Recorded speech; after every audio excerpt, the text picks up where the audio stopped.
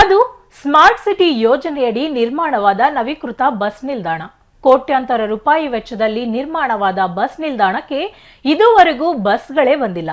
ಉದ್ಘಾಟನೆ ಭಾಗ್ಯ ಕಂಡರೂ ಬಸ್ಗಳು ನಿಲ್ದಾಣಕ್ಕೆ ಬಾರದೆ ಇದೀಗ ಬಸ್ ನಿಲ್ದಾಣ ಧೂಳು ಹಿಡಿಯುತ್ತಿದೆ. ಹಾಗಿದ್ರೆ ಯಾವುದು ಆ ಬಸ್ ನಿಲ್ದಾಣ? ಬಸ್ಗಳು ಏಕೆ ಅಲ್ಲಿಗೆ ಬರ್ತಿಲ್ಲ ಅಂತೀರಾ? ಈ ಸ್ಟೋರಿ ನೋಡಿ. ಬಸ್ಗಳಿಲ್ಲದೆ ಬಿಕೋ ಎನ್ನುತ್ತಿರುವ ಬಸ್ ನಿಲ್ದಾಣ. ಬಸ್ ನಿಲ್ದಾಣದ ತುಂಬೆಲ್ಲ ಕಾಣುತ್ತಿರುವ ಕಸದ ರಾಶಿ. ಈ ದೃಶ್ಯ ಕಂಡು ಬಂದಿದ್ದು ದಾವಣಗೆರೆಯ ನೂತನ ಖಾಸಗಿ ಬಸ್ ನಿಲ್ದಾಣದಲ್ಲಿ. ಹೌದು, ದಾವಣಗೆರೆ ನಗರದಲ್ಲಿ ಸ್ಮಾರ್ಟ್ ಸಿಟಿ ಯೋಜನೆಯಡಿ 25 ಕೋಟಿ ರೂಪಾಯಿ ವೆಚ್ಚದಲ್ಲಿ ಖಾಸಗಿ ಬಸ್ ನಿಲ್ದಾಣ ನಿರ್ಮಾಣ ಮಾಡಲಾಗಿದೆ. ಬಸ್ ನಿಲ್ದಾಣ ನಿರ್ಮಾಣವಾಗಿ ಉದ್ಘಾಟನೆಯ ಭಾಗ್ಯ ಕಂಡಿದ್ದರೂ ಬಸ್ ನಿಲ್ದಾಣಕ್ಕೆ ಬಸ್ಗಳು ಬಂದಿಲ್ಲ. ಇದಕ್ಕೆ ಕಾರಣ ಬಸ್ ನಿಲ್ದಾಣದಲ್ಲಿ ಹೆಚ್ಚಿನ ಬಸ್ಗಳ ನಿಲುಗಡೆಗೆ ಸ್ಥಳಾವಕಾಶ ಇಲ್ಲ. ಒಂದು ಬಸ್ ನಿಂತರೆ ಮತ್ತೊಂದು ಬಸ್ ಹೋಗಲು ಜಾಗವಿಲ್ಲದ ಪರಿಸ್ಥಿತಿ ಬಸ್ ನಿಲ್ದಾಣದಲ್ಲಿದೆ. ಹಾಗಾಗಿ ಸದ್ಯ ತಾತ್ಕಾಲಿಕ ಬಸ್ ನಿಲ್ದಾಣದಲ್ಲೇ ಬಸ್ ನಿಲ್ಲುತ್ತಿದ್ದು, ನವೀಕೃತ ನೂತನ ಬಸ್ ನಿಲ್ದಾಣಕ್ಕೆ ಬಸ್ಗಳು ಬಾರದಂತಾಗಿವೆ.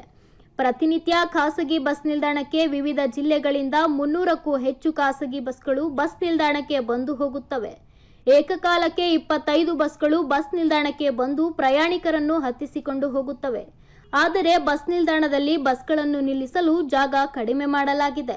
ಉದ್ಘಾಟನೆ ಹಿಂದಿನ ಸರ್ಕಾರದವ್ರು ಮಾಡೋದ್ರು ಉದ್ಘಾಟನೆ, ಆದರೆ ಅಲ್ಲಿ ವ್ಯವಸ್ಥೆ ಸರಿ ಇಲ್ಲ ಅಂತಂದೇಳಿ ಮರುಪರಿಶೀಲನೆ ಮಾಡೋಕ್ಕೆ ಈಗಿನ ಸರ್ಕಾರದ ನಮ್ಮ ಜಿಲ್ಲಾ ಮಂತ್ರಿಗಳು ಆದೇಶ ಮಾಡಿದರು. ಮುನ್ಸಿಪಾಲ್ಟಿಯಿಂದ ಹಸ್ತಾಂತರ ಮಾಡ್ಕೊಂಡು ಸ್ಮಾರ್ಟ್ ಸಿಟಿಗೆ ಹಸ್ತಾಂತರ ಕೊಟ್ಟು ಸ್ಮಾರ್ಟ್ ಸಿಟಿ ಮುನ್ಸಿಪಾಲ್ಟಿಯವರು ಕಾರ್ಪೊರೇಷನವರು ಅದನ್ನು ಹರಾಜು ಮಾಡಿ ಖಾಸಗಿ ಬಸ್ಗೆ ಸ್ವಾಧೀನಕ್ಕೆ ಬಿಟ್ಕೊಡೋಕ್ಕೆ ವ್ಯವಸ್ಥೆ ಮಾಡಿದರು. ಅದು ಬಸ್ಸಿನ ಕಂದಾಯ ಪ್ರತಿನಿತ್ಯ 50 ರೂಪಾಯಿ ಅಂತ ಫಿಕ್ಸ್ ಮಾಡಿದರು ಕಾರ್ಪೊರೇಷನಿಂದ. ಅದು ಜಾಸ್ತಿ ಆಯಿತು, ಕಡಿಮೆ ಮಾಡಿ ಅಂತ ನಾವು ಮನವಿ ಕೊಟ್ಟಿದ್ವಿ. ಮನವಿನ ಪರಿಶೀಲನೆ ಮಾಡೋ ಹಂತದಲ್ಲಿ ಪೆಂಡಿಂಗ್ ಇದೆ, ಕಾರ್ಪೊರೇಷನ್ ಪೆಂಡಿಂಗ್ ಇದೆ ಅದು. ಆಮೇಲೆ ಮರುಪರಿಶೀಲನೆ ಮಾಡೋಕ್ಕೆ ಮಿನಿಸ್ಟರ್ ಸಹ ಆದೇಶ ಮಾಡಿದರು. ಅದು ಅರ್ಧಂಬರ್ಧ ಮಾಡಿದ್ದಾರೆ, ವ್ಯವಸ್ಥೆ ಪೂರ ಮಾಡಿಲ್ಲ. ಟೆಂಡರ್ ಕರೆದು ಹಸ್ತಾಂತರ ಮಾಡಿದ ಮೇಲೆ ನಾವು ಅಲ್ಲಿ ಹೋಗ್ತೀವಿ. ಒಟ್ಟು ಎಷ್ಟು ಬಸ್ ಇದೆ ಸರ್? ನಮ್ಮ ದಾವಣಗೆರೆ ಜಿಲ್ಲೆಗೆ ವಿವಿಧ ಜಿಲ್ಲೆ, ಶಿವಮೊಗ್ಗ, ಚಿಕ್ಕಮಗಳೂರು, ಚಿತ್ರದುರ್ಗ, ಆಮೇಲೆ ಬಳ್ಳಾರಿ, ತುಮಕೂರು, ಬೇರೆ ಬೇರೆ ಜಿಲ್ಲೆಗಳಿಂದ, ಉಡುಪಿ, ಮಂಗಳೂರು ಜಿಲ್ಲೆಗಳಿಂದ ಸುಮಾರು 250 ಬಸ್ಸು ಪ್ರತಿನಿತ್ಯ ಬಂದು ಹೋಗ್ತವೆ.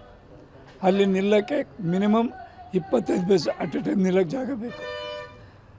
ಈ ಎಲ್ಲ ವ್ಯವಸ್ಥೆ ಸರಿ ಇಲ್ಲದ್ರಿಂದ ಪೆಂಡಿಂಗ್ ಇತ್ತು. ಮತ್ತು ಈ ಎಲ್ಲ ಕಾರಣದಿಂದ ಅವರು ಹರಾಜು ಮಾಡಿ ಕಾರ್ಪೊರೇಷನ್ ಹಸ್ತಾಂತರ ಮಾಡಿದರೆ ನಾವು ಹೋಗೋಕ್ಕೆ ಸಿದ್ಧವಾಗಿದ್ದೀವಿ. ಬಸ್ ನಿಲ್ದಾಣದಲ್ಲಿ ಕೇವಲ 10 ಬಸ್ಗಳ ನಿಲುಗಡೆಗೆ ಮಾತ್ರ ಪ್ಲಾಟ್ಫಾರ್ಮ್ ಮಾಡಲಾಗಿದೆ. ಆದ್ದರಿಂದ ಇನ್ನು 15 ಬಸ್ಗಳನ್ನು ಎಲ್ಲಿ ನಿಲ್ಲಿಸಬೇಕೆಂಬ ಪ್ರಶ್ನೆ ಉದ್ಭವಿಸಿದೆ. ಹಾಗಾಗಿ ಪ್ಲಾಟ್ಫಾರ್ಮ್ಗಳನ್ನು ಜಾಸ್ತಿ ಮಾಡಬೇಕು. ಅಷ್ಟೇ ಅಲ್ಲದೆ ಖಾಸಗಿ ಬಸ್ ನಿಲ್ದಾಣದ ಮುಂದೆ ಗೋಡೆ ನಿರ್ಮಾಣ ಮಾಡಿದ್ದು, ಇದರಿಂದ ಯಾವುದೇ ಪ್ರಯೋಜನವಿಲ್ಲ. ಅದನ್ನು ತೆರವು ಮಾಡಬೇಕು. ಅಷ್ಟೇ ಅಲ್ಲದೆ ಸ್ಮಾರ್ಟ್ ಸಿಟಿಯಿಂದ ಮಹಾನಗರ ಪಾಲಿಕೆಗೆ ಹಸ್ತಾಂತರ ಮಾಡಿಸಿಕೊಳ್ಳಬೇಕು. ಇನ್ನು ಬಸ್ ಕಂದಾಯ 50 ರೂಪಾಯಿಗೆ ಏರಿಕೆ ಮಾಡಿದ್ದು, ಅದನ್ನು ಕಡಿಮೆ ಮಾಡಬೇಕು. ಮಳಿಗೆ ಹರಾಜು ಮಾಡಿದರೆ ನಾವು ಬಸ್ ನಿಲ್ದಾಣಕ್ಕೆ ಹೋಗಲು ಸಿದ್ಧ ಎನ್ನುತ್ತಾರೆ ಬಸ್ ಮಾಲೀಕರ ಸಂಘದ ಕಾರ್ಯದರ್ಶಿ. ಈಗ ಮುಂಚೆ ದಾವಣಗೆರೆ ಬಸ್ ನಿಲ್ದಾಣದಲ್ಲಿ 53 ಮಳಿಗೆ ಮಾತ್ರ ಇದ್ದು, ಈಗ 100 ಮೇಲೆ ಮಳಿಗೆ ಕಟ್ಟಿದ್ದಾರೆ. ಆಮೇಲೆ ಮೇಲ್ಗಡೆ ಎಲ್ಲ ದೊಡ್ಡ ದೊಡ್ಡ ಹಾಲ್ಗಳು ಮಾಡಿದ್ದಾರೆ. ಬಟ್ ನಮಗೆ ಬಸ್ಗಳು ನಿಲ್ಸೋಕ್ಕೆ ಜಾಗ ಭಾಳ ಕಡಿಮೆ ಮಾಡಿದ್ದಾರೆ. ಆಮೇಲೆ ಈಗ ಮುಂದೆ ಒಂದು ಅಡ್ಡ ಗೋಡೆ ಇಟ್ಟಾರೆ, ಅದೇನು ಉಪಯೋಗ ಇಲ್ಲ. ಅದನ್ನು ತೆಗೆದ್ರೆ ಇನ್ನೂ ಅನುಕೂಲ ಆಗುತ್ತೆ ಅಂತ ನಮ್ಮದು. ಈಗ ನಮ್ಮ ಪ್ರೈವೇಟ್ ಬಸ್ನವರು ಅಲ್ಲಿ ಆ ಕಡೆ ಬಸ್ ಸ್ಟ್ಯಾಂಡ್ಗೆ ಹೋಗಲಿಕ್ಕೆ ರೆಡಿ ಇದ್ದಾರೆ, ಆದರೆ ಅದನ್ನು ಅಲ್ಲಿ ಹರಾಜಾಗಿಲ್ಲ. ಈ ಸ್ಮಾರ್ಟ್ ಸಿಟಿಯರಿಂದ ಮಹಾನಗರ ಪಾಲಿಕೆಗೆ ಹಸ್ತಾಂತರ ಆಗಬೇಕು. ಅವರಿಂದ ಇಲ್ಲಿ ಅವ್ರ ನಮಗೆ ಹಸ್ತಾಂತರ ಕೊಡಬೇಕು.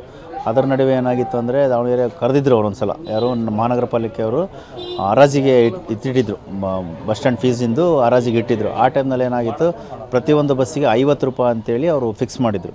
ಅದು ಈಗ ಖಾಸಗಿ ಬಸ್ಗಳದ್ದು ಭಾಳ ಪ್ರಾಬ್ಲಮ್ ಇರೋದ್ರಿಂದ 50 ರೂಪಾಯಿ ಡೈಲಿ ಕಟ್ಟೋಕ್ಕಾಗಲ್ಲ, ಅದನ್ನು ಕಡಿಮೆ ಮಾಡಿರಿ ಅಂತೇಳಿ ನಮ್ಮ ಸಂಘದಿಂದ ಒಂದು ಅರ್ಜಿ ಕೊಟ್ಟಿದ್ದೀವಿ ಅವರಿಗೆ. ಆ ಅರ್ಜಿ ಕೊಟ್ಟಿರೋದ್ರಿಂದ ಸ್ವಲ್ಪ ಅದು ಹರಾಜಾಗೋದು ತಾತ್ಕಾಲಿಕ ಸ್ಟಾಪ್ ಆಯಿತು. ಅಷ್ಟೊತ್ತಿಗೆ MP ಎಲೆಕ್ಷನ್ ಬಂತು, ಹಂಗಾಗಿ ಈಗ ಇನ್ನೂ ಏನೂ ಅದನ್ನು ಕರೆದಿಲ್ಲ. ಮುಂಚೆ 10 ರೂಪಾಯಿ ಇತ್ತು, ಈಗ 50 ಮಾಡಿದರು. ಅದನ್ನು ನಾವು 50 ರೂಪಾಯಿ ಅಂದರೆ ಭಾಳ ಜಾಸ್ತಿ ಆಗುತ್ತೆ, 10 ರೂಪಾಯಿ ಕಂಟಿನ್ಯೂ ಮಾಡಿರಿ ಅಂತ ಒಂದು ಅರ್ಜಿ ಕೊಟ್ಟಿದ್ದೀವಿ ನಮ್ಮ ಸಂಘದಿಂದ. ಆದ್ದರಿಂದ ಈಗ ಅದೊಂದು ಪೆಂಡಿಂಗ್ ಆಗಿ ಈಗ ಮುಂದಕ್ಕೆ ಹೋಗಿದೆ. ಬಟ್ ಈಗಲೂ ಅವ್ರು ಯಾವತ್ತು ಕರೆದು ಅರೇಂಜ್ ಮಾಡಿ ನಮ್ಮನ್ನು ಅಲ್ಲಿಗೆ ಶಿಫ್ಟ್ ಮಾಡಿದರೆ ನಮ್ಮ ಬಸ್ನವರೆಲ್ಲ ಪ್ರೈವೇಟ್ ಬಸ್ನವ್ರು ಹೋಗ್ಲಿಕ್ಕೆ ರೆಡಿ ಇದ್ದೀವಿ. ಒಟ್ಟಿನಲ್ಲಿ ಕೋಟ್ಯಾಂತರ ರೂಪಾಯಿ ವೆಚ್ಚದಲ್ಲಿ ನಿರ್ಮಾಣ ಮಾಡಿದ ಖಾಸಗಿ ಬಸ್ ನಿಲ್ದಾಣ ನಿರುಪಯುಕ್ತವಾಗಿ ಬಿದ್ದಿದ್ದು, ಇನ್ನಾದರೂ ಸಂಬಂಧಪಟ್ಟ ಇಲಾಖೆ ಅಧಿಕಾರಿಗಳು ಎಚ್ಚೆತ್ತುಕೊಂಡು ಖಾಸಗಿ ಬಸ್ ಮಾಲೀಕರ ಬೇಡಿಕೆಗೆ ಸ್ಪಂದಿಸುವ ಮೂಲಕ ನೂತನ ಖಾಸಗಿ ಬಸ್ ನಿಲ್ದಾಣಕ್ಕೆ ಬಸ್ ಬರುವ ವ್ಯವಸ್ಥೆ ಮಾಡಬೇಕೆಂಬುದು ಸಾರ್ವಜನಿಕರ ಮನವಿಯಾಗಿದೆ.